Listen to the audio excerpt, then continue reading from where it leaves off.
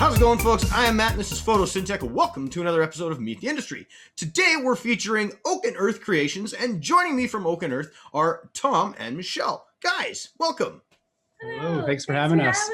Super stoked to have you guys here. Now, one of the big messages about this show is environmental sustainability, preaching organics, and getting that message out to people that we have to be stewards of the earth, that we have to look after Mother Nature so she can continue to look after us.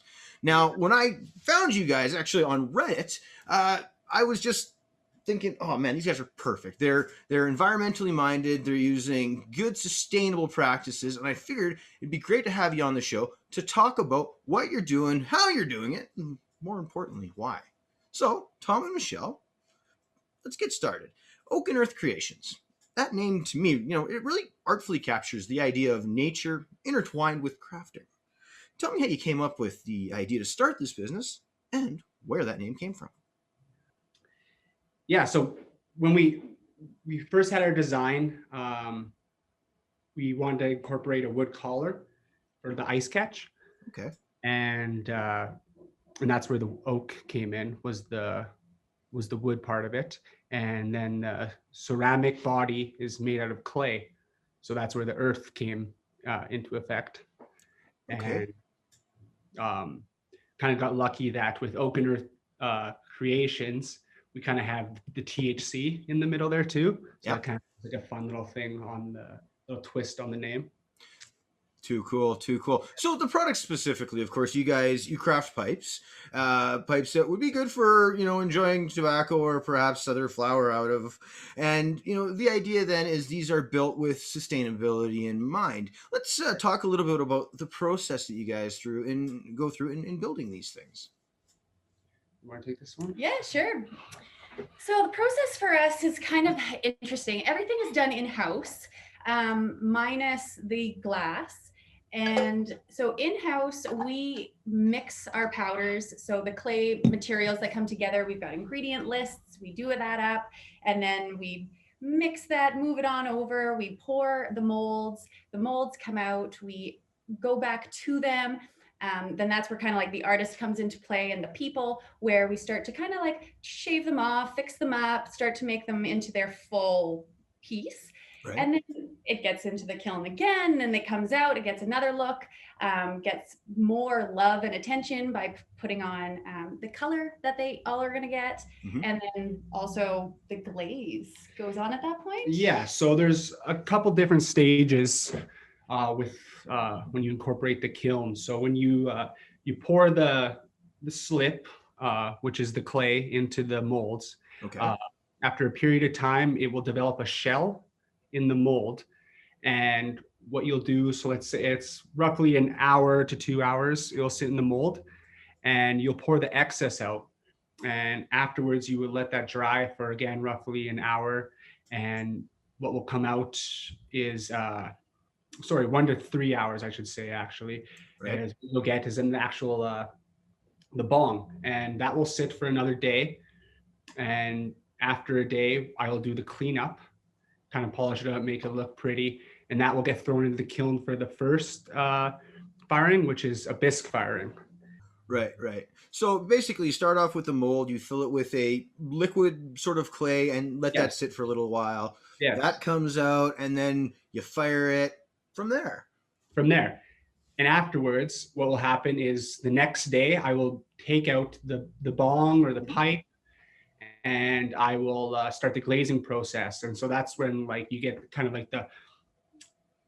when you make it look pretty, I guess, you choose your color and stuff. So I will take a color, I will pour in the color to get the inside coated. And then afterwards, I let that sit for a little bit, and then I will do a spray glaze on the outside. Afterwards, they go back into the kiln, and that's for the glaze fire. And is that sort of then the finishing stage? At what point they're going to be? So then after that, okay. I will open up the kiln, and you will get the finished product. Very neat. Go ahead. That product comes, we kind of add to it. So that's where we add the glass that comes in, stem and bowl, and then the wood collar as well, if that is necessary for the piece. Very, very cool. So then this process sounds like there's not too much involved that wouldn't be environmentally sustainable. Throughout that process, though, is there stuff that you would have to change that you wouldn't normally do that would be to keep the environment in mind? Well, what we want to do. We're going to be getting solar panels. We want to Ah, start cool. with, yeah, we want to start firing our kiln using solar energy. And that's a big goal of ours in the near future, hopefully, is to incorporate that. So that's one way we are looking to definitely help out with the whole environment aspect. And then when it comes to some of the other products that we put to it, so the glass, for example, the kind of the accessories that go on to the pieces, Mhm. we think kind of full circle with that. So how can we be as kind to the earth as possible when we are looking to add more things in? So for example, with the wood, you can go out and you can get fresh wood, get nice pieces, cut them as you need. But how could we help the environment a little bit more? There's Right. already woodworkers out there that are working with wood and have scrap wood.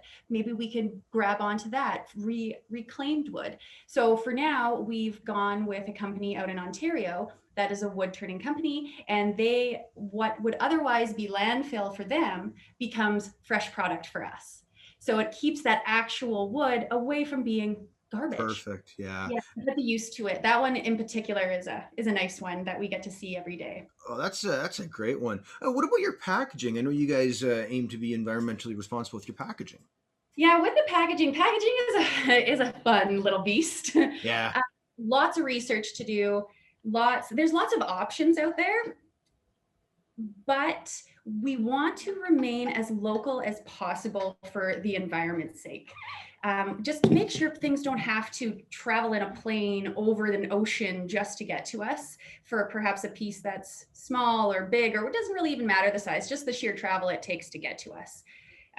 So local choice, our glass comes local, our wood comes from Ontario. All of the bong itself and the products themselves are made in house here in Edmonton, and that in itself lets us be friendlier to the earth.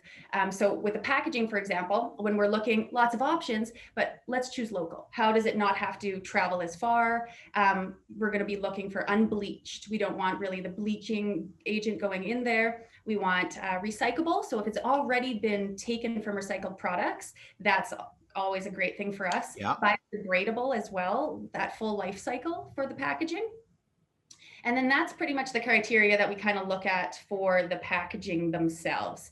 And we try to think that all the way through to the boxes that we put the stuff in that's then going to be shipped out. Very, very good. Cool. Now, with designing the product, do you have to find that there's a lot of attention to detail in regards to keeping the environment in mind, or is it something that just naturally happens throughout the process? I guess you could, yeah, I would say it naturally kind of happens throughout the process, especially because we've been, do it for about a year and a half.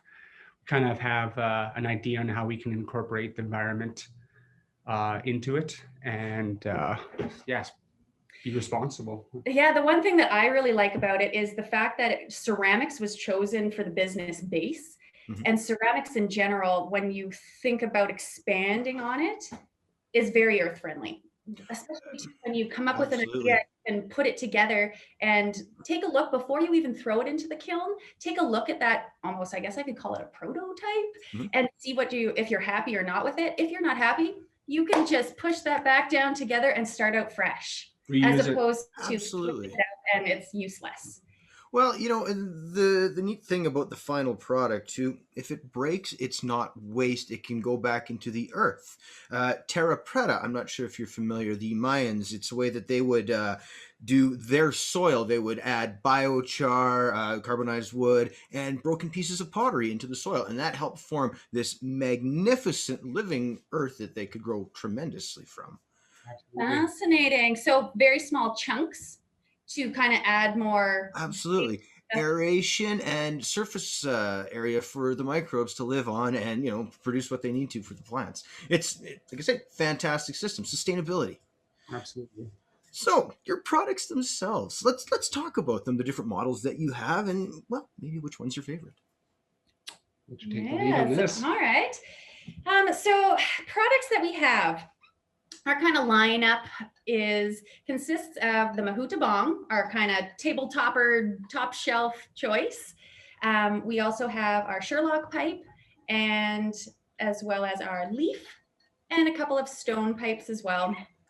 My favorite, I'm going to take it. I'm taking the Mahuta. I love a bong. I'm going to have to agree with her. I think it's the bong, the Mahuta. There's just so much. You can take it. You can take that bong. You can put it directly into your fridge or freezer. Yep. You can take that out. You can have that as a cooled down method or vehicle for your smoke. The ice catch as well. So you take your bong right out of the cold freezer. You put an ice ball or ice cube, not an ice ball, in there. And it just smooths that down like it's a very smooth hit. Yes. Yeah, and a refined smoke. Yeah, absolutely. Yeah. And the ceramic itself, I was a big glass lover, but ceramic itself has such a softness to it, and it feels so good in your hands, and it's nice to look at. And I am becoming a huge fan. I love it. Sounds just fantastic. No, I really like the idea of it. What about maintenance, cleanliness? Is there something different that you would have to do, say, than from a glass piece? No, I wouldn't say so. I know a lot of people like to use ISO for the cleaning. Yeah, you could use that. What else?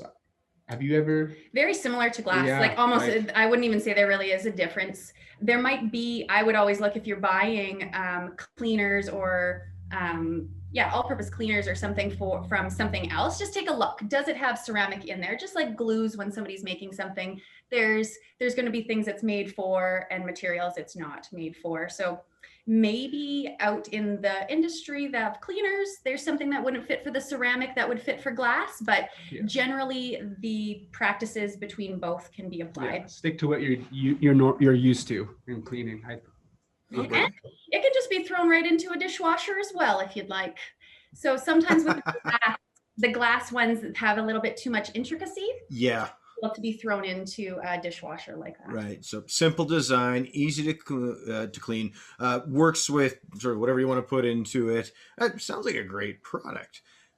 What about the different ways that you're active in the community? Tell me more about that. And if there's anybody that you'd like to mention who's helped you along the way.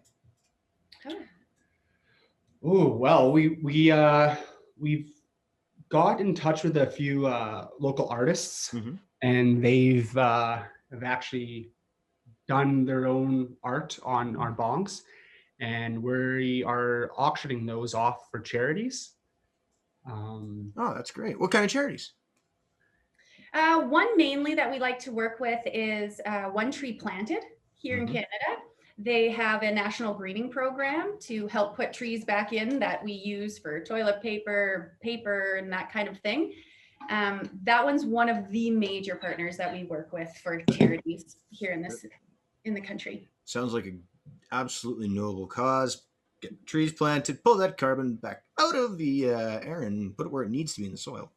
Absolutely. 100%. All right, guys. Well, this has been fantastic chatting with you. I really enjoy having you on here. What's next for Earth and Oak? Are you beginning to, see an end to things that we've been living through? And, what's on the horizon over, say, the upcoming year? So we are hoping paint nights were something that we started about this time, kind of in the summertime last year.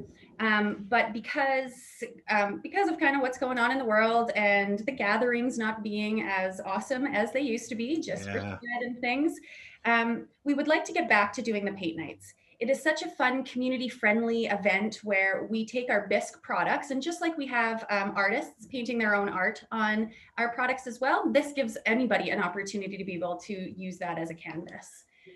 So it make a unique piece for themselves or for somebody else Oh, that's great. Also, sorry, I was just going to say also, so that's kind of short term what we want to do, and then in the longer term we just kind of want to expand outside of the smoking industry as well, a little more into some home decor or those types of things. couple other products too in the smoking industry as well. Mhm. We got Very, very cool. And again, solar panel. We really want to get that going here in the near future. That will be really fantastic. Yeah. The amount we'll be able to run the kiln off of those solar panels, and it will be no draw from the grid at all for that. Mm-hmm. You using the sun to create the earth, guys. That is just awesome. How do we find you? Tell me where I can get you online here. Oh, right on. So you can find us website, oakenearthcreations.com. We've got Instagram as well, Oak and Earth Creations. Those are going to be the main two areas that you can find us. Yeah. All right. And your products, are you guys shipping globally, North America? We will, yeah. We'll ship globally. Right now we are shipping like locally in Canada, and then moving it into the States. All right. All right. So lots of dispensaries as well across the country. You'll start to slowly see our products showing up. Edmonton, absolutely. If you've got a dispensary here in the city that you love and they don't carry our products, let them know to call us. But other than that, there are dispensaries. Awesome. Awesome. Okay, guys. Well, super great chatting with you today. Go look for them online. And hey, they also told me that they're going to send out one of their leaf pipes to one of our viewers. So head on over to photosyntech.ca where you can get access to that contest. And hopefully you'll be the winner. And we are going to ship that to anybody, no matter where you are in the world. You bet. Tom, Michelle, thank you so much for joining us today. Thank you, Matt. Thank It's you. been a pleasure. All right. Thanks, guys. You have a lovely day. You too.